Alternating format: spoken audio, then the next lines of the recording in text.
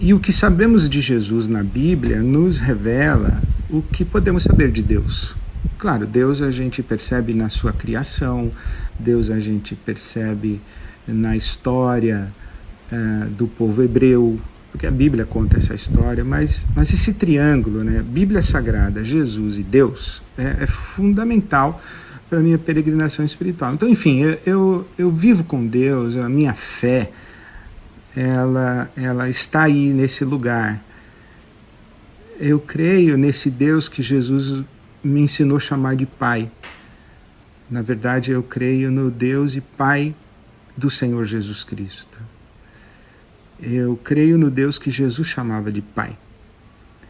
E o testemunho dessa relação entre Jesus e o Pai Celestial está nas Escrituras Sagradas, está na Bíblia. Então, assim, a minha peregrinação espiritual é dentro dessa...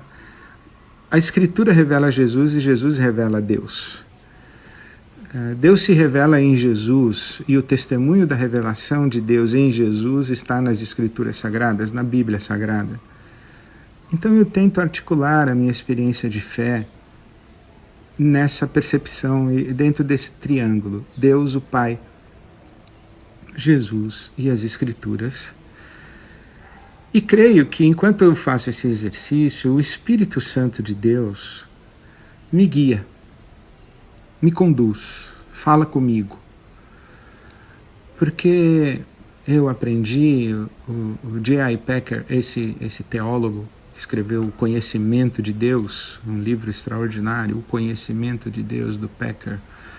Ele também escreveu um livro muito interessante chamado Na Dinâmica do Espírito, o Espírito Santo. E ele fala que o Espírito Santo é como uma luz que está atrás de nós, iluminando a face de Jesus que está à nossa frente. Então, o Espírito Santo está aqui atrás de mim, lançando luz para iluminar a face de Jesus que está diante de mim. Então, iluminada pela luz do Espírito, eu vejo Jesus. E isso acontece na Escritura, e o Espírito, ao me revelar Jesus na Escritura e me guiar a toda a verdade, ele me coloca diante de Deus. É assim que eu vivo. Essa maneira como eu articulo na minha mente, no meu entendimento, a maneira que eu vivo a minha fé. Então, esses momentos de oração e a nossa live de oração, a nossa conversa de oração da segunda-feira, tem sido muito importante para mim para fazer esse exercício. Seguir a Jesus, falar com Deus, iluminado pelo Espírito Santo com a Escritura na mão. Eu lembro que o Movimento Casa, que é um encontro que eu pretendo voltar em breve, refletindo, respondendo perguntas, fazendo ecos dos meus sermões dominicais, o Encontro Casa, eu sempre começo dizendo que é uma roda de conversa na presença de Jesus, sob a ministração do Espírito Santo, ao redor da palavra de Deus. Então, essa experiência, né, para que a gente tenha experiências com Deus. Jesus, a palavra, o Espírito, Deus o Pai, isso tudo muito misturado, tudo muito intrincado, né? E a oração é essa experiência que eu tenho ali, pelas páginas das Escrituras e na minha busca de Deus. E uma coisa que me incomoda muito é a imagem de um Deus que está sentado no trono e Ele tudo pode, e nós ficamos lá pedindo, suplicando, mendicantes para Ele fazer alguma coisa pelo nosso bem, fazer alguma coisa em nosso favor. Eu me lembro que quando comecei a me debater com isso, porque eu não conseguia pensar dessa maneira, Deus ali, eu tentando convencer Deus a fazer alguma coisa boa para mim, como se Deus tivesse má vontade, como se Deus não tivesse atento às minhas necessidades, como se Deus fosse indiferente às minhas dores, o meu sofrimento, e eu ficasse ali pedindo, ou pior até, quando eu fico pedindo para Deus fazer alguma coisa boa para alguém que sofre, É como se eu fosse a pessoa boa e Deus a pessoa que precisa ser convencida a ser boa.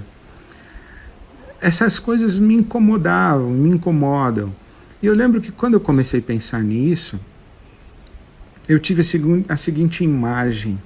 E eu lembro que eu estava lendo Mateus capítulo 6, quando Jesus diz, olha, quando vocês orarem, Mateus capítulo 6, versículo 5, logo antes dele ensinar a oração do Pai Nosso, Jesus diz, olha, quando vocês orarem, vocês não fiquem repetindo as coisas, pedindo para Deus a mesma coisa, repetindo insistentemente, como se pelo muito falar vocês fossem ser ouvidos. Porque é assim que oram os pagãos. Então Jesus estabelece uma relação muito interessante. Essa oração que fica pedindo para Deus ali, tentando convencer Deus a fazer uma coisa, é uma oração do contexto da idolatria. Tipo, Deus não é um ídolo. Deus não é como os outros deuses ou falsos deuses ou como os ídolos que precisam ser convencidos a fazer alguma coisa, né? Você precisa gritar muito, pedir muito, porque o ídolo, ele não existe. O ídolo é uma ficção, o ídolo é uma ilusão, o ídolo é uma projeção da imaginação humana. Isto é, o ídolo não existe. É por isso que você precisa falar, repetir, porque não existe, ele não vai ouvir nunca. Você vai pedir a vida inteira e não vai acontecer nada em resposta do ídolo, porque o ídolo não existe para responder você. Então por isso que você fala e não acontece nada.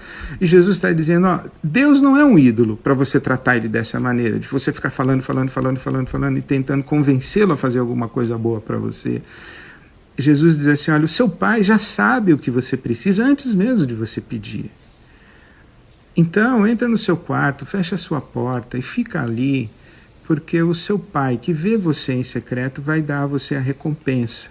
E eu lembro que um dia que eu estava meditando nesse texto, eu estava orando, eu tive a imagem como se eu estivesse de madrugada e os meus filhos pequenos batessem a porta do meu quarto, papai, ansiosos, angustiados, aflitos, e dissessem, papai, acorda.